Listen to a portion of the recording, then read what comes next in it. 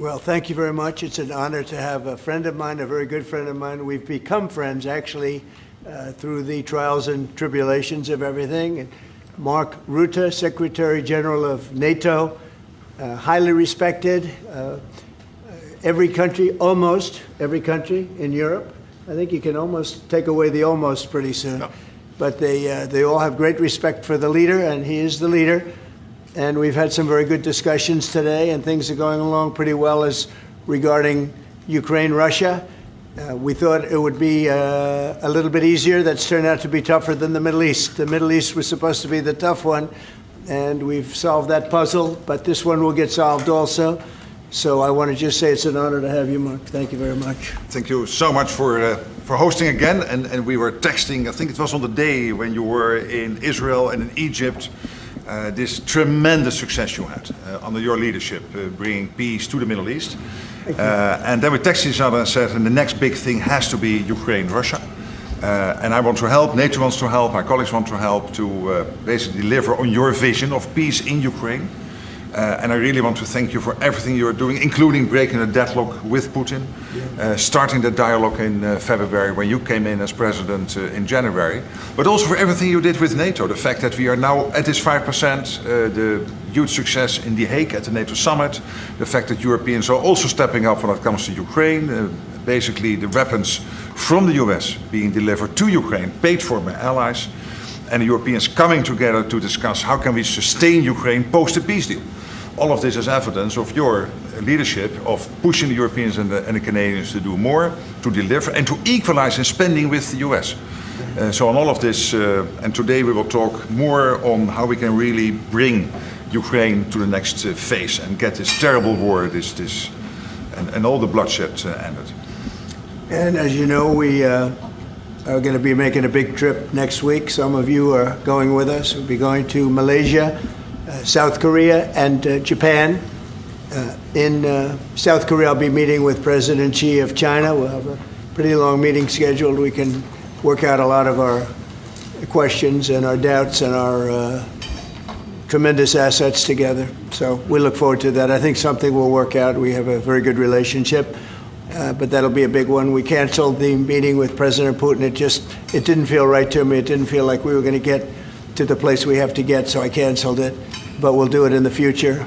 But next week we'll be with many of you in those locations that I told you. Then it's back to Washington. So thank you very much, everybody. Yeah, please. Mr. President, can you tell us a little bit about why you're elevating sanctions against Russia right now?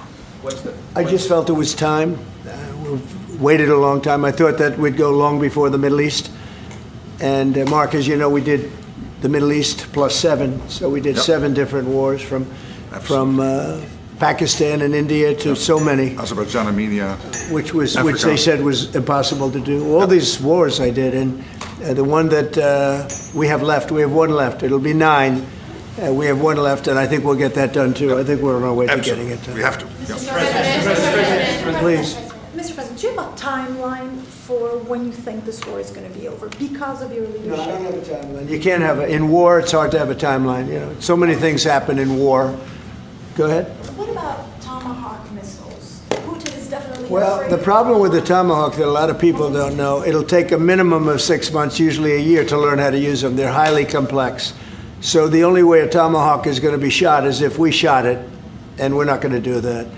But there is a tremendous learning curve with the Tomahawk. It's a very powerful weapon, very accurate weapon, and maybe that's what makes it so complex. But it will take a year. It takes a year of intense training to learn how to use it. And we know how to use it, and we're not going to be teaching other people. It's too far out into the future. Yes, Mr.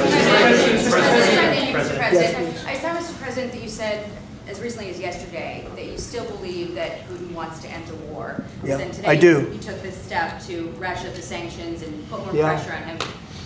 What else are you going to do to encourage him to get there, or can you explain why you do believe that he wants peace? Yeah, it's a good question. Today is a very big day in terms of what we're doing. Look, these are tremendous sanctions. These are very big. Those are against their 2 big oil companies, and we hope that they won't be on for long. We hope that the war will be settled. We just answered having to do with the various forms of missiles and everything else that we're looking at, but we don't think that's going to be necessary.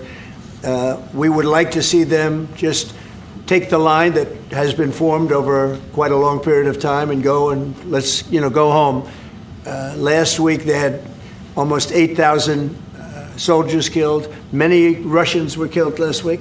Many Ukrainians were killed last week. We think it's ridiculous and would like to have it end. Why do you think he wants peace, though? Why do you still believe that? I think they want peace. I think they both want peace at this point. It's been, it's almost 4 years. You're going into 4 years. And if I were president, it never would have started. But it's time. Mr. President, on the shutdown, do you plan to meet with Democrats before you head to Asia? And if not, why not meet with the Democrats? Well, I think it's a shame that it's shut down because we have the greatest economy, as you were saying before. We have the greatest economy in the world right now, by far, the United States. We have almost 18, now it was 17, now it's $18 trillion being poured into our country, and it's no time for shutdowns. I don't think it's affecting what we're doing, but it's too bad for a lot of people. We have a lot of good people that aren't working right now that should be, and it's because the Democrats want to try and renegotiate a deal that they had negotiated. They want $1.5 trillion given to illegal immigrants who came into the country, and it's going to hurt the health care of citizens of our country that have been paying into it, that have been working hard for it, that really deserve it. So we're never going to do that. It's not going to happen. And I will tell you, there are a lot of good Democrats that really want to make a deal. And I think all we need is 5 Democrats because we have a great support on the Republican side. So I think we need 5 Democrats, and there are a lot of them that want to make a deal. So I think at some point, common sense will prevail. Yeah, go ahead. You can finish up. On the drug boat strike in the Eastern Pacific, can Yeah. you explain to us what that was about, how it was conducted? Yeah, sure. Well, they had one today in the Pacific. And the way I look at it every time I look, because it is violent, and it's amazing that the weaponry, that everyone, they have these boats that go 45, 50 miles an hour in the water. And when you look at the accuracy and the power, look, we have the greatest military in the world. We have the greatest weapons in the world. And you see a little bit of it there. One shot, everyone dead center.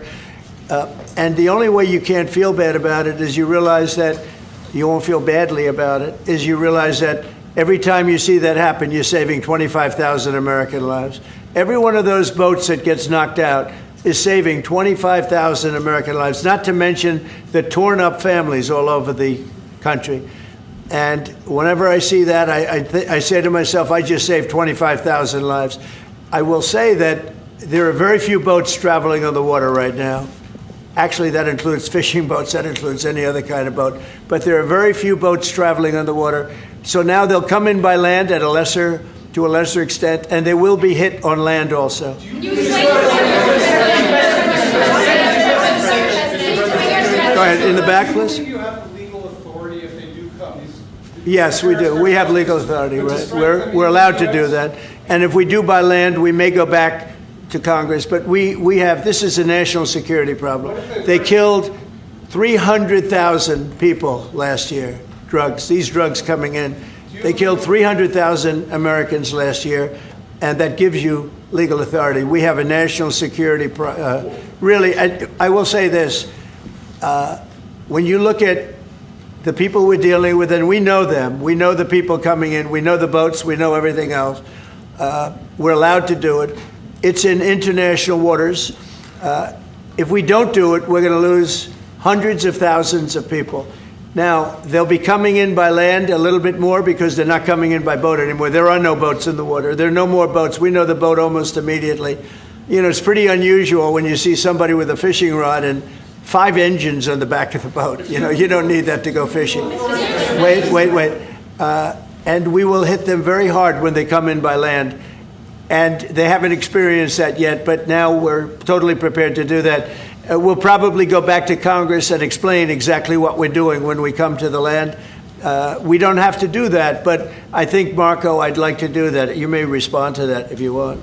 Yeah, well, I mean, the question is, bottom line, these are drug boats. If people want to stop seeing drug boats blow up, stop sending drugs to the United States. The But does it matter if it's in the United States? Well, these are all in international waters. The boat. Could you do a strike in the United States or if Northern Well, that's a different matter. Now you're talking about a law enforcement matter. In this particular case, there are people traveling on international waters headed towards the United States with hostilities in mind, which includes flooding our country with dangerous, deadly drugs. And they're going to be stopped. And that's what's happening. And in the case last week, you saw there was a submarine. It was a submarine. It was a submersible. That's a drug boat all the way through. We know what these boats are. The president just said it. We track them from the very beginning. We know who's on them, who they are, where they're coming from, what they have on them. If you're running drug boats, you're in grave danger. And drug usage is way down, and drug usage coming from the sea, they call it ocean drugs, a little term that they use, the ocean drugs, is very close to non-existent right now. I wouldn't want to be in one of those boats heading away. You know, they're driving happily to destroy the lives of people, and they end up, that's the end of them. So the ocean drugs and the sea drugs, drugs by sea they call it also, that's almost down to nothing, as you can imagine. So they continue to come in by land at a little bit less because they see something is going to happen. They don't like it. They see something, and they're right. Something very serious is going to happen. The equivalent of what's happening by sea. And we're going to Congress just to tell them what we're doing, just to keep them informed. But we have to do it for national security. We have to do it to save lives. Secretary Besant said that Vladimir Putin had not been honest and forthright in his talks with you. Just wondering if you could tell us a little bit more about your feelings about that. And also, if I may, to Vladimir Rutte, just your thoughts on whether Ukraine should get tomahawks. Thank you. Well, I think that in terms of honesty, the only thing I can say is every time I speak with Vladimir, I have good conversations, and then they don't go anywhere. They just don't go anywhere. So in that sense, but no, look, he's fighting a war. He's in a war.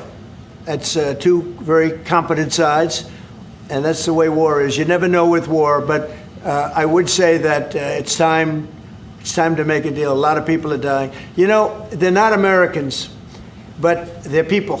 They're souls, and they're dying by the thousands, worst since World War II, and we really should stop it. And to your other question, yes. Please. Sorry, to your other question, this has been consistent from this president when we first met again after your re-election in Mar-a-Lago in November. You said we have to stop the killing. This is close to your heart, and this is your vision. That's why this war needs to end. When it comes to tomahawks, whatever system, it's up to individual nations to decide whatever they want to supply to Ukraine. NATO doesn't take a position, but I can assure you this. When the president called me in July and said we want to again send weapons into Ukraine, paid for by our allies, the Canadians and the Europeans, that was an important moment. And that is now taking place, and the ambassador, myself, we're working hard at this. Already a couple of $1 billion of weaponry into Ukraine from the US, paid for by allies. So I'm not going to comment on about the tomahawks, but when it comes to the US and all the support for Ukraine, it is there and it is close to the president's heart, and I know this. I will say this, and you know, Mark can say it better than anybody. The European nations and Canada have really pulled together, and it's beyond even that. I mean, it's really beyond that. I was with the Australians and New Zealanders, Japan, I mean, they all. If you want to really add them up, we could really add them up. But NATO, basically, European and Canada and a lot of other nations, they've really band together. They are not happy about what's happening with Russia and Ukraine. They're not happy at all. Neither am I. Mr. President. Jeff? Sir, just changing this topic slightly, I see you've got the model of the White House and the ballroom. Many people were surprised the entire East Wing is being demolished because you had said initially that the ballroom would just touch or would not. Well, touch certain it. areas What are being happened? certain areas are being left. We determined that after really a tremendous amount of study with some of the best architects in the world, we determined that really knocking it down, trying to use a little section. You know, the East Wing was not much. There was not much left from the original. It was over the course of 100 years, it was changed. The columns were removed, and it was a much different building. Then a story was added on in 1948, 1949. There was a story added on, which was not particularly nice. And the building was very, very much changed from what it was originally. It was never thought of as being much. It was a very small building. And rather than allowing that to hurt a very expensive, beautiful building that, frankly, they've been after for years. You have that. I brought these along so people could see, but it's, you know, there's a relative Nobody's actually seen anything quite like it. I think it'll be one of the great ballrooms anywhere in the world. It's about $300 million. It's set to do many, many things, including meetings of foreign leaders, including the honoring of foreign leaders. You can see this.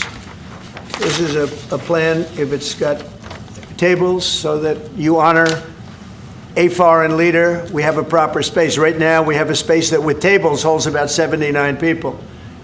And this is a proper kind of a thing. Now, what the White House was doing, as you know, is they were putting tents out on the lawn. This is an interior shot of the ballroom. I think there'll be nothing like it. And it's being paid for 100% by me and some friends of mine, donors to it. The government's paying absolutely nothing.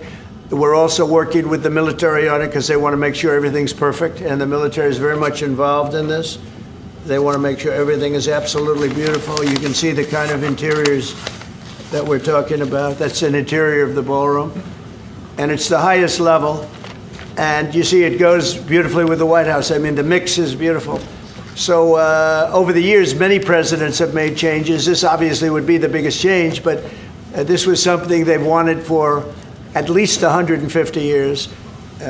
Many of you have gone to the events where they had, as an example, President Xi, or they had, you know, a leader of one of the countries, including the king and the queen from your favorite country. Absolutely. Frankly. But where they'd be honored, and they'd be in a tent out on the lawn, and it would rain, and it was a disaster. Brian's shaking his head. You know what I'm talking about. And so I thought I'd bring this out because this is going to be probably the finest ballroom ever built, and we're doing it no cost to the country. It's being put, the money's being put in by me and donors, very great patriots actually. And the spirit on the building of it is amazing. We are using little sections of footings and various other things, but that's sort of irrelevant. In order to do it properly, we had to take down the existing structure. The way it was shown, it looked like we were touching the White House. We don't touch the White House. That's a bridge, a glass bridge, going from the White House to the ballroom. Then you get into the lobby of the ballroom, and then you go into the magnificent, the main room. And it's something that has gotten incredible reviews. And just quickly following up on that, sir. I just want a quick follow-up on that question. Your response to people who say that you haven't been transparent enough about this? I haven't been transparent? That's some of your critics feel it should have gone for a I've review. shown this to everybody that would listen. Third-rate reporters didn't see it because they didn't look. You're a third-rate reporter, always have been. So third-rate reporters didn't look, but anybody that asked, these pictures have been in newspapers. They've been all over the place, and you know we're very proud of it. It's gotten great reviews. It's gotten really great reviews. So I think we've been more transparent than anybody's ever been. Why do you believe, Mr. President, that the sanctions that you're announcing today will push Putin to the negotiation? Well, I don't know that they will. I think that they'll certainly have an impact. They're massive sanctions. It's sanctions on oil.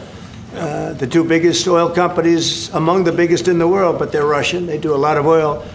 And hopefully it'll push, hopefully he'll become reasonable, and hopefully Zelensky will be reasonable too. You know, it takes two to tango, as they say.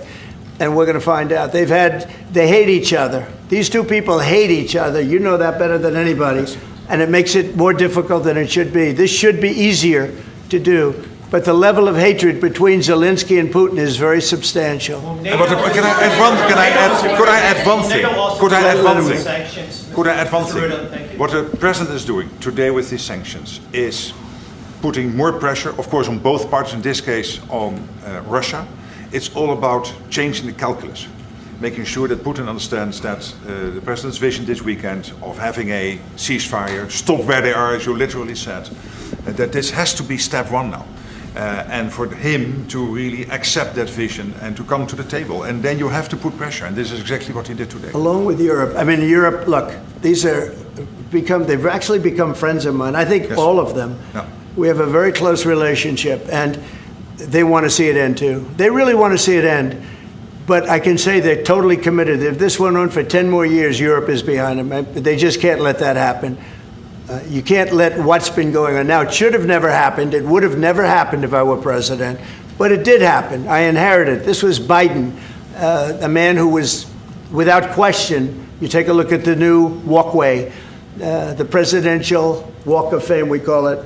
Biden is the worst president we've ever had, if he was even a president. The people that surrounded that desk made those decisions. But this should have never happened. It wouldn't have happened. But it did happen. I inherited it. We're going to get it ended, hopefully soon. Yes, please. You had a Truth Social post earlier this afternoon talking about a Wall Street Journal report as a fake story. Yeah, It fake. sort of Wall Street Journal is fake. So this- Less fake on financial than it is on gossip. Can you just confirm that my understanding of what's happening is accurate? As I understand it, that story framed it like we had just lifted the U.S. a restriction on intelligence. No, it said that I gave Ukraine permission to shoot missiles deep into Russia. I didn't do that. Second of all, they're not using our missiles. They're using, I think, European missiles or from someplace, but they're not using ours. And what they do, I don't control that. But I do control our missiles. They're not shooting our missiles in. It was a fake story. Wall Street Journal does a lot of fake stories. Thank you so much. The president of Colombia in a recent interview said that if you won't change, he thinks that people should get rid of you. We're talking about now Colombia, the country, not the university. Yes. Go ahead. He said what? He said that if you won't change, then perhaps you need to be gotten rid of. Do you view that as a threat? Well, he's a thug and bad guy. He's a guy that is making a lot of drugs. We've just, as of today, stopped all payments going to Colombia, the country Colombia. Also, the school Colombia. No, we settled. We made a settlement with him.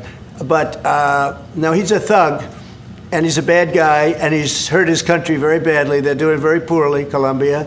They make cocaine. They have cocaine factories.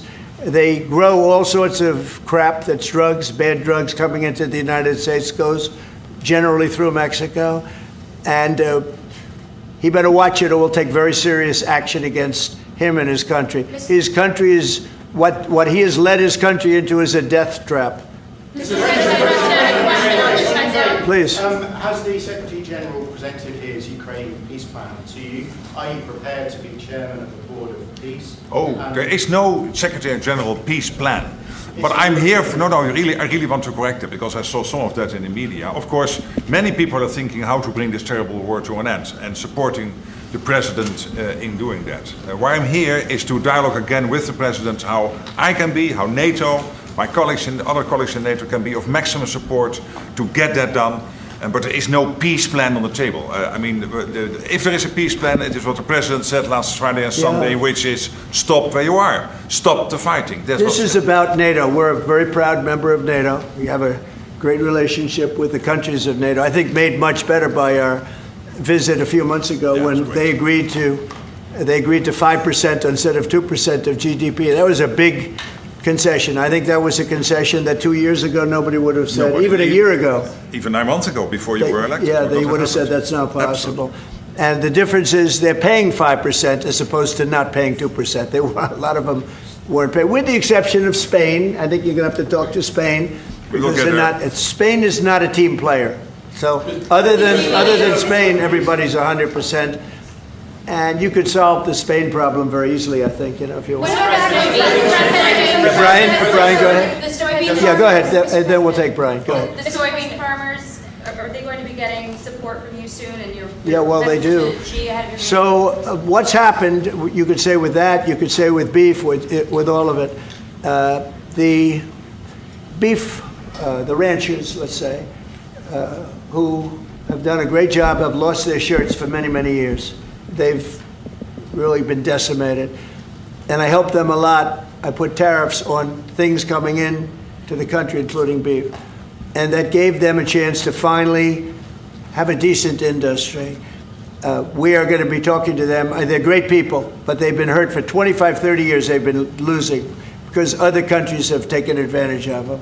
And by putting tariffs on, they've been able to make a few dollars. They've been able to have an industry. But I also want to keep the beef prices low. So I'll be talking with the ranchers, and I'll be speaking with a lot of different people, including Scott and Howard, and we'll do something. Because prices are way down in our country. Energy is way down. I think you're going to see $2 gasoline very soon. I see that it's $2.50 in a lot of places, $2.50.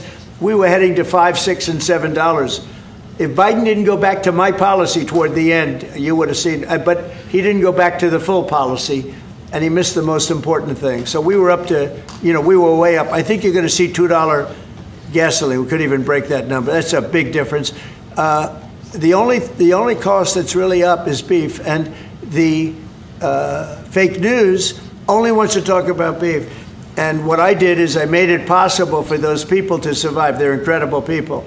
But they were being decimated by other countries, and I didn't want that to happen. So prices are way down, groceries are down, everything's down, energy's way down. Even interest rates with a bad chairman of the Fed. He's terrible. He's a fool. But even interest rates are down. So our country has never done better. We're going to take in, I think, $21 trillion this year. No country has ever taken in more than $3. And we're going to take in $21 trillion of investments because of the tariffs. If we didn't have tariffs, we would be a mess. We would be a national security problem. And we've done a job. So I'm very happy about that. We're going to do something very quickly and easily on beef to get it down. The ranchers understand that. They're so happy for what I've done. I saved them. I don't think you'd have any beef in this country if I didn't do that. So we're very proud of that. Yeah, Brian? Yes, sir. Yesterday in Los Angeles, immigration officials were attacked by some protesters in an attempt to arrest an illegal alien. Gavin Newsom, other Democrats have used very aggressive language in terms of how to address ICE agents out in the field. Is there any responsibility that we can place on Gavin Newsom and other elected officials for using such aggressive language? Well, Gavin has to be careful. Remember that when I first came in, they had a terrible riot in Los Angeles. They had the fires, which shouldn't have happened. They didn't have the water for the fires. They should have had the water coming in from the Pacific Northwest. They didn't have the waters. They didn't have water in the hydrants or the sprinklers. So they had the fires, and then they had the riot. And if we didn't go and take care of that riot, you would have lost Los Angeles. You would have canceled the Olympics, which is because of me in Los Angeles. And the police commissioner, the head of the police, said, if the president didn't come in, we would have lost Los Angeles. We did not have the capability of taking care of it. And he said it very strongly. And we did a great job. And within a week, it was all done. Within one day, it was done. But within a week, it was all done. And then they go back to their normal practice of weakness, of not taking care of criminals, meaning taking care of putting them in jails where they should be. Washington, D.C., and you all are the best people for that, because Washington, D.C. is now one of the safest cities. It was one of the most dangerous cities in the country. Now Washington, D.C., believe it or not, I'm embarrassed to say it in front of you, but Washington, D.C. went from one of the worst, most dangerous cities to, you can walk down the street, you can send your child to meet you at a location. Your child is going to be fine. We have a very, very safe city, one of the safest, and very proud of that. Memphis, by the way, is coming along fantastically. We're in Memphis right now. We had the FBI in Chicago. We're doing things. We haven't served Chicago yet. When we do, Chicago will be very quickly a very, very safe city. But if you look at what's happening in Memphis, it's great. But you got to look at Washington. People are coming up to me, people that work in the White House, they're saying, thank you, sir. And I immediately know what they're thanking me about. It's thanking, they can walk to work. They would never walk to work a year ago. They can walk into work and they feel safe and secure, and it's beautiful. And I'll tell you what, it's really an honor to add that great ballroom to the structures in Washington. It's going to be one of the great ballrooms of the world. And I think it's going to be something you're all going to be very proud of. Mr. President, as it relates to your meeting that's coming up with President Xi, what do you hope comes out of that meeting? What deliverables come I think we'll make a deal. I think we're going to make a deal on the rare earth is the least of it. Look, the tariffs are much more powerful than the rare earth. The rare earth is a disturbance, but there's a lot of rare earth around. I'll tell you, I've had more calls on rare earth. We've got it. Everybody's. We'll make a deal on, I think, everything. I think we're going to make a deal on soybeans and the farmers. I think we're going to make a deal on maybe even nuclear. President Putin in his call mentioned to me about nuclear, where we do a de-escalation, and I'm fine with that. I think it's good. I think it's a very appropriate thing. We have the most nuclear weapons. Russia's second. China is actually third by a long way, but they'll be even within 4 or 5 years. Too many. And we are talking about de-escalation that's already being talked about. Can you convince President? And I think we'll probably add China into the mix. Mr. President, can you convince President Xi to stop purchasing all of that Russian oil that's funding this war against Ukraine? Well, I think I'll be talking to him about it. I think it's a little bit of a different talk. India, as you know, has told me they are stop. You know, it's a process. You can't just stop it. But by the end of the year, they'll be down to almost nothing. That's a big thing. That was almost 40% of the oil. India, they've been great. Spoke to Prime Minister Modi yesterday. They've been absolutely great. China's a little bit different. You know, they're a little bit different relationship they have with Russia. It was never good, but because of Biden and Obama, they got forced together. They should never have been forced together, but they're a little bit forced. But they're by nature, they're not. They can't be friendly. They can't be friendly. By nature, they can, I hope they are friendly, frankly, but they can't be. You should not have forced Russia and China together. And Biden did that, and Obama did that. They forced them together because of energy, because of oil. And so they are closer than they would normally be. I think I'll probably be talking about it. What I'll really be talking to him about is how do we end the war with Russia and Ukraine, whether it's through oil or energy or anything else. And I think he's going to be very receptive. He would now like to. I'm not sure that he did at the beginning. He would now like to see that war end. Do you think Xi plays an important role, Mr. President? Do you think Xi plays an important role in terms of inserting himself and convincing Putin, who he speaks to regularly, to stop the war right now? Yeah, I do. I think he can have a big influence on Putin. I think he can have a big influence on a lot of people. Look, he's a respected man. He's a very strong leader of a very big country. Yeah, I think he can have a big influence, and we will certainly be talking about Russia, Ukraine. In the back. Thank you, Mr. President. Liam Cosgrove with Zero Hedge. My question is actually for the Secretary-General. Yes. Mr. Secretary, I don't know if you've seen this, but polling out of Ukraine shows a massive collapse in Ukrainian support for the war. A Gallup poll had it just 23%. That's less than a quarter. Zelensky came out today praising President Trump's proposal for freezing the front lines of battle as part of a ceasefire. He said that's a good compromise. So people view your coming here as, you're lobbying the U.S. government to continue its involvement in the war. You're obviously lobbying for more NATO weapons to be sent to Ukraine, but Ukrainians themselves don't want to fight the war. So how do you justify that morally? Well, I'm lobbying only for one thing, and that is to make sure that we end this war. And I don't have to lobby the president because we totally agree on this. And this is what he has been doing from day one. Everything he could do to break the deadlock with Putin, get a dialogue going, dialoguing also with Zelensky, and getting this war done. It's crucial. And the fact that the US is now supplying weapons into Ukraine, paid for by allies, is extremely important. And that's now happening since 2-3 months. About 2 billion moving into Ukraine. The war hasn't wind down. Why do you think that'll wind it down now? What do you mean? You think more weapons will wind down the war? No, I mean, there's more to be done. So what you need, what the president said this weekend, stop where you are, so basically do a ceasefire and then have all your discussions about territory and whatever. But first stop the war. This is what you said on Friday and on Sunday. It's a war. I mean, your question's really a fair one. It's a war that should have never started.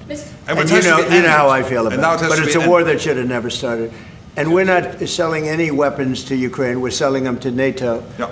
Which is different from before. With Biden, he just gave $350 billion worth of weapons and cash right into Ukraine, and that was so foolish. But we sell them to NATO, and in theory, you can do what you want with them. It doesn't have to be Ukraine, but probably it is mostly. No, what nations are doing now is buying from this program and making sure that the supplies into Ukraine, so Europeans and Canadians. And for example, these are interceptors for the Patriot systems, crucial to protect the cities. Today, again, a Russian attack has killed children, at least seriously wounded children in a kindergarten in Ukraine. So we need to make sure that the air defense systems are in place, and we need the US systems to do that, and the Europeans are paying for that. And this is exactly the type of actions we needed, and the president is doing that and trying everything to get this war to an end, starting with the ceasefire. Do you still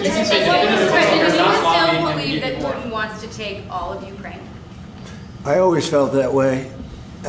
I always felt he wanted to. When I was in my first term, I was with, I was very close to him, relatively speaking. It was harder because of the Russia hoax. But I would talk to President Putin about Ukraine, and it was the apple of his eye. I'd say it was the apple of his eye, but it would have never happened. He knew the consequences were too great. When we had a rigged election and all of a sudden I wasn't there, he said, wow. I think he looked at Afghanistan, how horribly that was handled, so stupidly. And I think that really gave him a little additional, incentive. I always felt he wanted the whole thing, not a piece of it. But I think now he's willing to negotiate a little bit further, and I think he's willing to make a deal. We'll see. Mr. President, We don't want him. We don't want him to have the whole thing. Mr. President. Go ahead, please. Thank you, Mr. President. You have this big tariffs case before the Supreme Court. It's November the 5th. Yeah. You suggested that you might actually show up to the Supreme Court. Yeah, I'd like for oral to. arguments. I think it's one of the most important decisions we'll ever have from the Supreme Court. With tariffs, we're a strong, sound country. We're a nationally secure and internationally secure country. We're a very rich country. Without tariffs, it's a slog for this country, a big slog. I think it's one of the most important decisions in the history of the Supreme Court. And I might go there. I really believe I have an obligation to go there. We are doing so well as a country right now because of tariffs. And you have to understand, tariffs have been used against us for many years, decades. And just slowly but surely hurting our country so badly. That's why we owe $37 trillion.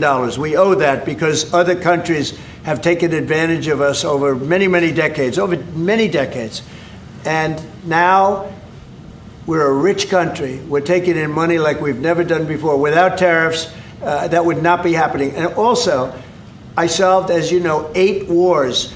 Of the 8, 5 of them, maybe even 6 of them, are because of tariffs. The threat of tariffs on these nations, if you want to fight, that's okay. India and Pakistan, if you want to fight, that's okay. But you're going to pay tariffs, and they're going to be very substantial. And we're in the midst of a trade deal. And they said, we don't want to do that. 2 days later, they call up, and they're not going to fight anymore. They have peace. But I've done that out of 8, I would say 6 times, 5 times, 6 times. Tariffs are vital to this country. And tariffs have been used against us by China, by every other country, and all we're doing is using them to negotiate fair deals. And as you know, we made a fair deal with Japan, we made a fair deal with all of Europe, the European Union. We made a fair deal with South Korea. These are countries that were taking so much money away from us, not sustainable, and now we're taking in hundreds of billions and even trillions of dollars. If this country is not allowed to have tariffs, if this country is not allowed to have the President of the United States negotiate on behalf of it with tariffs, we are put in a position where we're going to be a third world country. We can't let that happen. I think it's the most important case that we're going to have for many, many years to come. One of the most important cases we've ever had. With tariffs, we're a rich, secure country. Without tariffs, we're a laughingstock. We'll be a laughingstock. And I don't want to have anything to do with that. Thank you very much.